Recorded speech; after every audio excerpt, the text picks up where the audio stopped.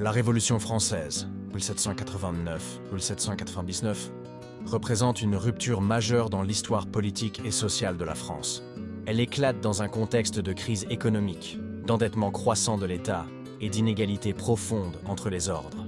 La société de l'Ancien Régime repose en effet sur trois catégories.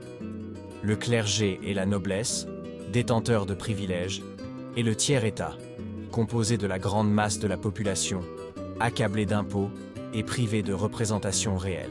La convocation des États généraux par Louis XVI en mai 1789 marque le point de départ des événements. Le tiers-État se proclame rapidement Assemblée nationale et affirme son rôle de représentant du peuple par le serment du jeu de paume. Le 14 juillet 1789, la prise de la Bastille devient le symbole de la lutte contre l'absolutisme.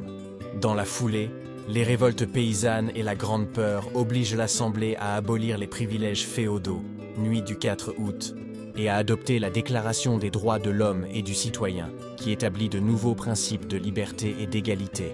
La Révolution s'approfondit et bascule vers la radicalisation.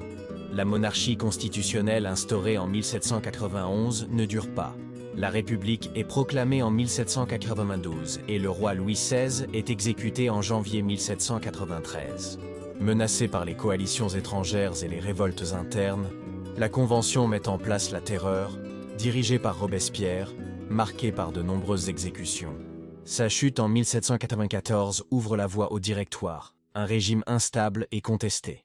Finalement, en 1799, Napoléon Bonaparte s'impose grâce au coup d'État du 18 Brumaire et instaure le consulat, mettant fin à 10 ans de bouleversements.